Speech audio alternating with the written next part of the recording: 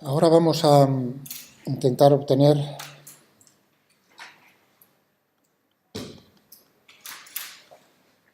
determinar el campo eléctrico creado por un disco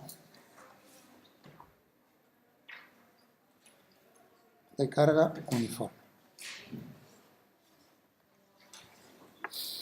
¿En qué puntos? En puntos del eje del disco. Ahora hago el dibujo, es decir, que tendremos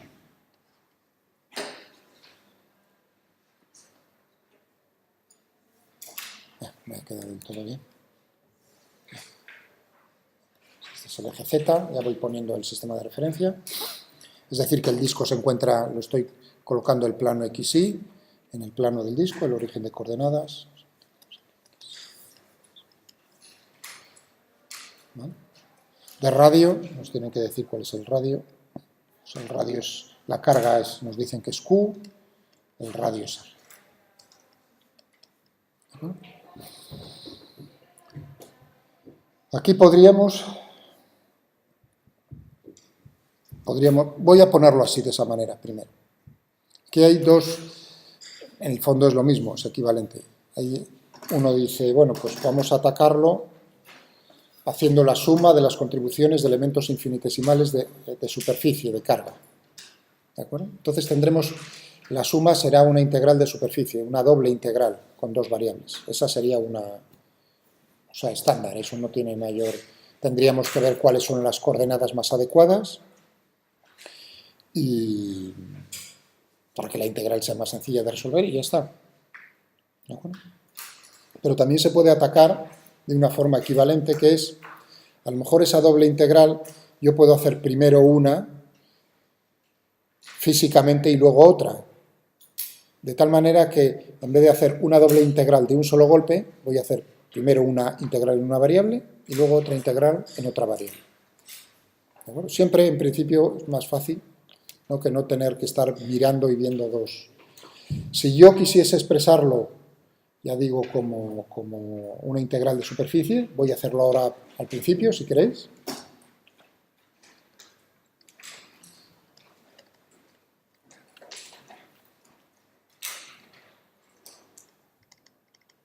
¿Qué es lo que tendría que hacer? Pues cogerme un elemento, voy a ponerlo en rojo.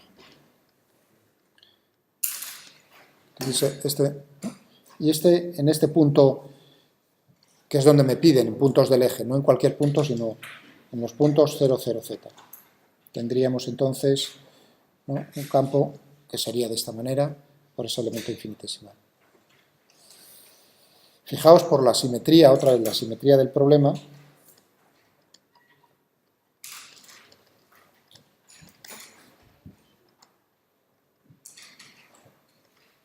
En estos puntos del eje Z, el campo solo tiene componente no nula. Las componentes X e Y son 0. Por la simetría, otra vez, si tengo aquí si es uniforme, ahí no se os olvide, estoy considerando una distribución uniforme de carga. Si tengo aquí un elemento infinitesimal, al otro lado, en el disco, a la misma distancia del eje Z, tendré otro elemento diferencial de Q, de tal manera que tendríamos por aquí esto, la suma. Luego muestro los archivos de matemáticas, que lo veremos visualmente mejor. ¿Perdón? Por la simetría del problema en estos puntos del eje Z, el campo solo tiene componente Z no nula, distinta de 0. Vale, entonces tendríamos otra vez la componente Z, será la suma, o sea, la integral de todas las componentes Z. Tendríamos la ley de Coulomb, K diferencial de Q, dividido por esta distancia, vamos a llamarla D. d al cuadrado por, naturalmente, el ángulo, el coseno de ese ángulo, coseno de θ. Θ es el ángulo que forma con el eje z el vector, porque estoy mirando la componente z. Este elemento se encontraría a una distancia r del origen, de tal manera que d al cuadrado sería r cuadrado más z cuadrado.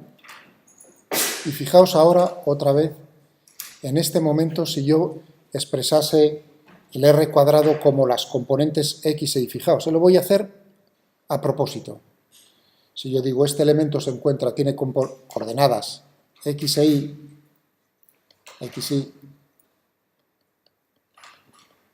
fijaos en esto, ¿no? El r cuadrado, x cuadrado más y cuadrado, ¿no? ¿No veis la expresión x cuadrado más y cuadrado más z cuadrado? Y ahí, si uno se lo está aprendiendo de memoria, pues ya está perdiendo, vamos, para mí, desde mi punto de vista, el interés que es que aprendan lo que hay detrás. Porque aquí estas x e y son totalmente diferentes de esta z. Estas se refieren a la carga, mientras que z es en el punto donde estamos considerando el campo, o donde queremos calcular el campo. Otra vez es donde yo os decía, os advertía, la norma de r menos rq, si es de cuadrado sería al cuadrado.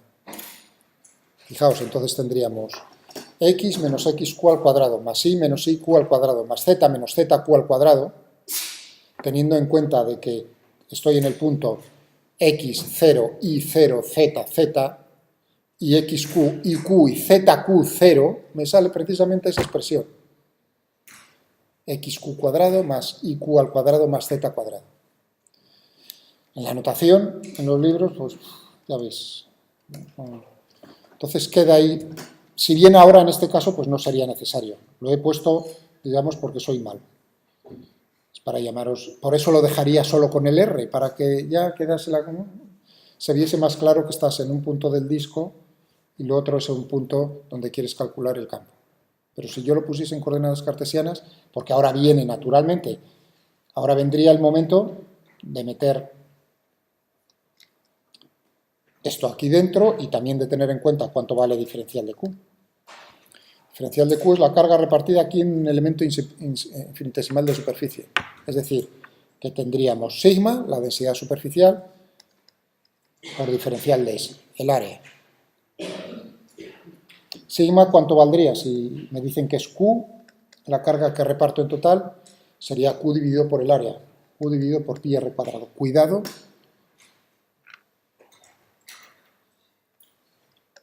que estoy hablando de carga uniforme. Si os lo aprendéis de memoria y cambio lo de uniforme y digo otra cosa, entonces estará a partir de ese momento todo mal. Cuidado, o sea, hay que entender eso. Bien, pero claro, a cambio de si no es uniforme me tienen que decir cómo es sigma en cada punto del disco. Una cosa o la otra, me tienen que decir. Vale, ¿y cuánto vale diferencial de S? Y ahora viene el momento de decidir qué coordenadas. Uno podría decir, si cojo coordenadas cartesianas, pues entonces tendríamos diferencial de xq por diferencial de yq si yo lo quisiese poner con el subíndice. Si lo pongo sin subíndice, diferencial de x, diferencial de y. O lo podría poner de forma alternativa utilizando coordenadas polares, ¿no? Porque la simetría circular de eso te dice, uy, sí puedes utilizar x e y, pero los límites de integración no van a ser tan fáciles de expresar. Mientras que en coordenadas polares, o sea, si yo miro el disco así desde arriba, ¿no? Esto sería y, esto sería x, me encuentro aquí con un elemento de estos, pues puedo denotarlo por precisamente la distancia al origen y el ángulo θ polar. Entonces tendríamos, a ver quién me dice cómo expreso en coordenadas polares el diferencial de S. Sigma. Por, en coordenadas polares, rθ.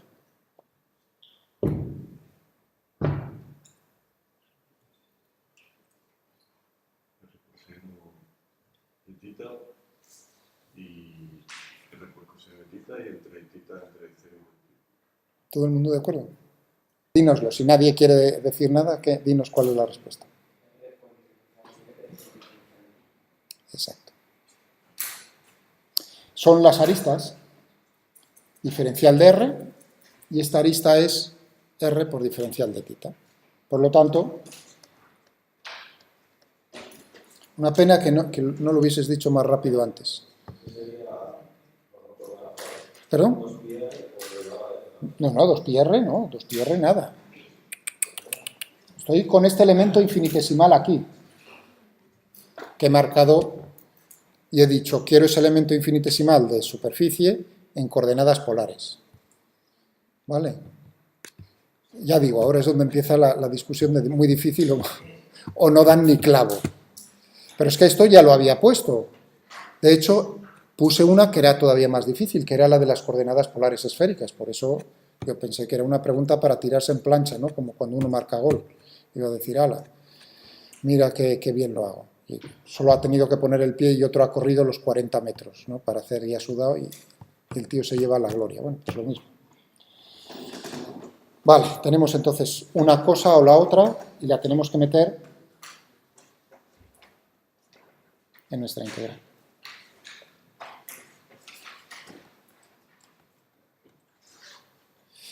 Teníamos sigma.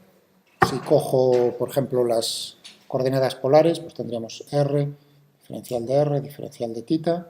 Fijaos que aquí esa R es RQ, θQ, dividido por habíamos puesto R cuadrado más Z cuadrado, ¿no?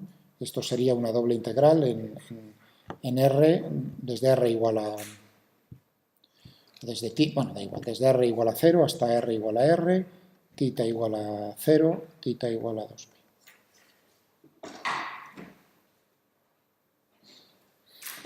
¿De acuerdo?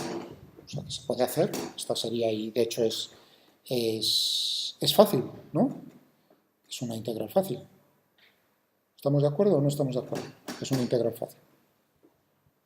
O sea, primero puedo separarlo. ¿Y cuál sería la primera integral? La que está pidiendo esto a gritos que liquidemos. La de θ, hombre, 2π. Entonces me quedaría... Quitamos el coseno de θ. Perdón. ¿Dónde teníamos? Es verdad, iba a pasar hoja. ¿Dónde teníamos el coseno? Teníamos por ahí un coseno, es cierto. Teníamos es el área por el coseno. Por el coseno de... No, pero no el coseno de θ. Ahora cuidado con ese θ, no puedo utilizar el mismo ángulo. Ahí es donde... Fijaos que utilicé θ para...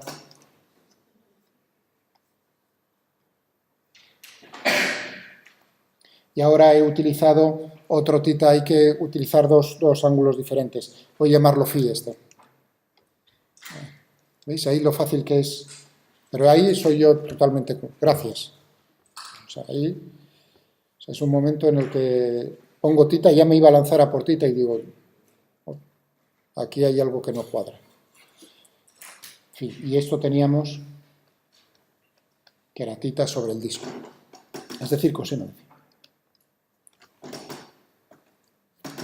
Es decir, que podríamos hacer la de θ, que sería 2π, entonces nos quedaría solo en R, desde R igual a 0 hasta R igual a R, K sigma R, diferencial de R, el 2π en θ, coseno de phi, y por R cuadrado más Z cuadrado, pero hay que tener cuidado porque aquí tenemos el coseno de phi, que entonces varía.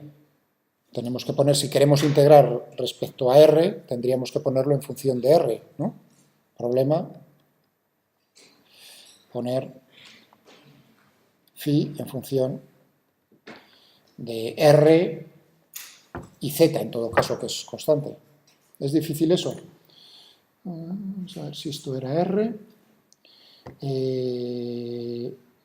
Esto es phi. Esto es Z. Por lo tanto, tenemos que el coseno de phi es Z dividido por la raíz cuadrada de R cuadrado más Z cuadrado.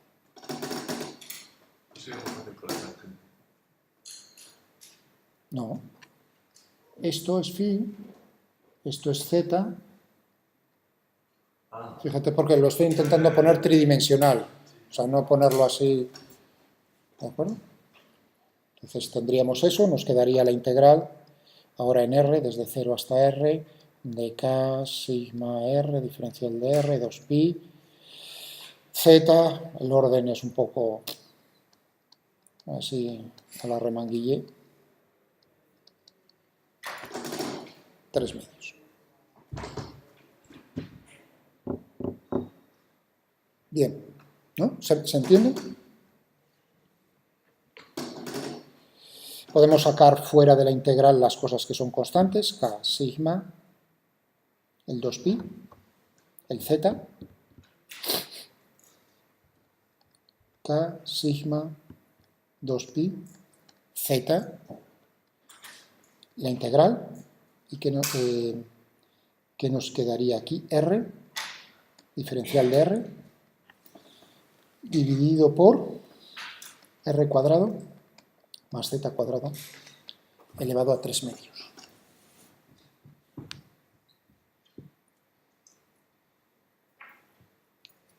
Vale, y esta integral es fácil.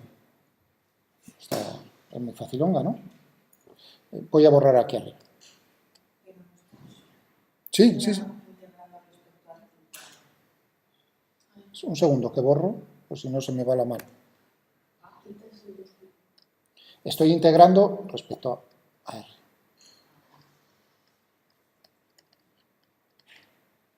Ya la integral en tita ya la he hecho. Era una doble integral. Tenía como variables tita, o sea, estoy barriendo sobre el disco y utilicé las coordenadas polares, tita y R, para denotar la posición de las cargas sobre el disco. Pero la integral en diferencial de tita es inmediata. Integral de diferencial de tita entre 0 y 2pi es 2pi. Bueno, estábamos aquí. A ver, ¿cuáles? Ya habéis tenido el examen de cálculo, ¿no? Bueno, y además de cálculo vectorial, o sea que esto, vamos, de corrido, ¿no? Es así, primero la pregunta es inmediata. O sea, a mí también fijaos, me estoy grabando, no pasa nada. También a mí con las integrales me corre un sudor frío, o sea, es un momento en... Digo, que sea inmediata, porque si no, otra vez a buscar cambios de... ¿Entendéis? O sea, que estamos, si bien, claro, vuestra situación es de que tenéis que pasar por el examen, y yo ya pasé por el examen. Es un momento. Entonces, primero hay que buscar así, mantener la sangre fría, en plan Clint Eastwood, y decir, esto es inmediata, qué suerte he tenido esta vez. Porque fijaos que tengo aquí, ¿no? R cuadrado más Z cuadrado elevado a una potencia. Estoy en R, la variable. Claro, R cuadrado. Si no estuviese el R en el numerador, estaría ya un poco nervioso. Entonces tendría o bien las tablas o el ordenador, o bien buscando un cambio de variable o algo. Pero como tengo el R, que es la derivada del R cuadrado, pues entonces puedo probar. Y digo, oye, ¿qué ocurriría si yo hago la derivada de R cuadrado más Z cuadrado elevado a menos un medio? ¿No? Y derivo esto con respecto a R. Pues me quedaría... ¿Por qué menos un medio? ¿Perdón? ¿Por qué menos un medio? Porque estoy viendo el menos 3 medios. Claro, y entonces ahí uno es cuando dice, si es inmediata, entonces... regla de la cadena. Entonces tendría que probar... Digo, aquí con esta flecha significa que voy a derivar para ver si eso es solución. O sea, yo he visto así un poco, digo, eso me parece que tiene la forma de eso. Voy a derivar para ver si es lo que tengo dentro de la integral. Entonces tendría menos 3 medios, lo reduzco en 1, menos 1, y ahora necesitaría la derivada de lo que tengo aquí dentro con respecto a R, que sería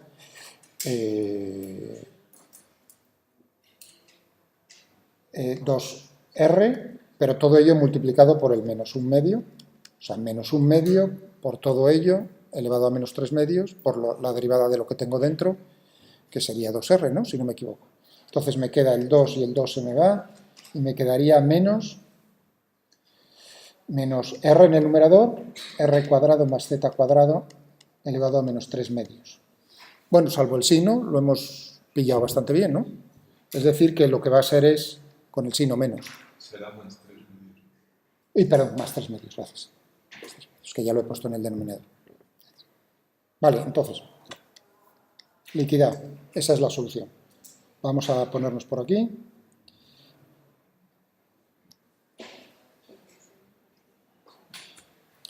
Y tenemos entonces K 2 pi sigma z, ya quito la integral,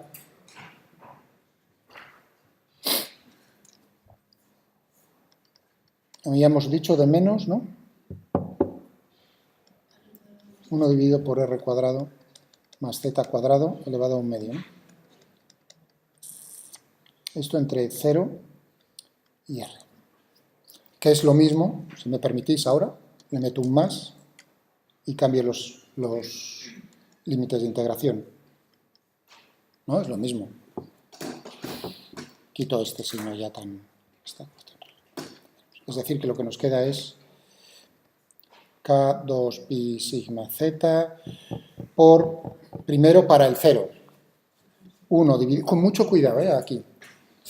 Aquí hay que tener un poco de cuidado. Z cuadrado elevado a un medio. Cualquier persona, yo pondría z, ¿no? Es lo que le pide a uno el cuerpo. Digo, pues tienes z. Vamos a dejarlo así, pero ahora veréis por qué hay que tener un poco de cuidado. Menos 1 dividido por, naturalmente, r cuadrado más z cuadrado. No hay más. Ay, madre. R mayúscula, cuadrado.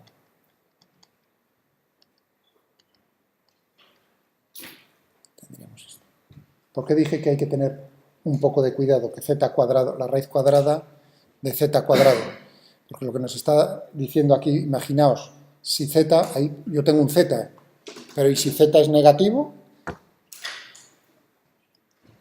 ¿Entendéis lo que quiero decir? Ahí tendríamos un pequeño... Uno lo ve, dice, claro, está pensando en que uno lo está haciendo para zetas positivos, pero el resultado, aquí en ningún momento he dicho o he hecho uso de una limitación de eso, hasta este momento.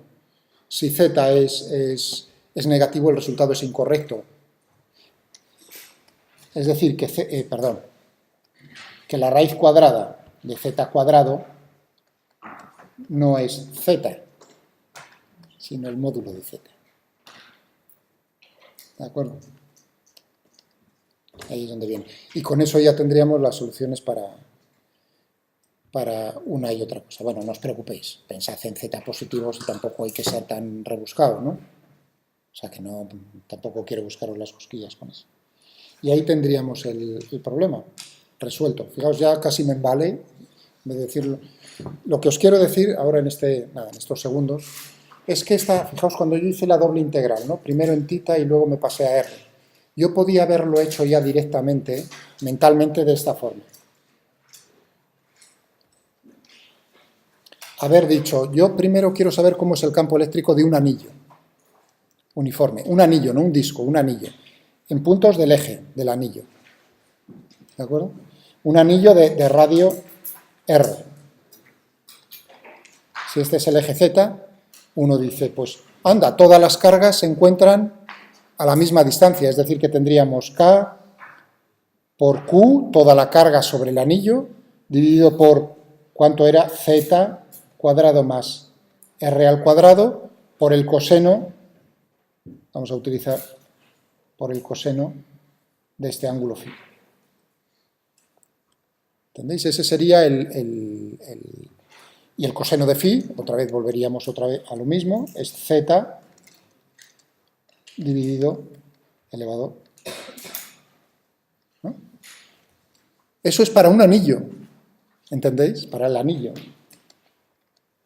El primer paso solo es una integral realmente en la variable angular del anillo. Y ahora es cuando viene el segundo paso, el primer paso sería este, y el segundo es considerar el disco como suma de anillos.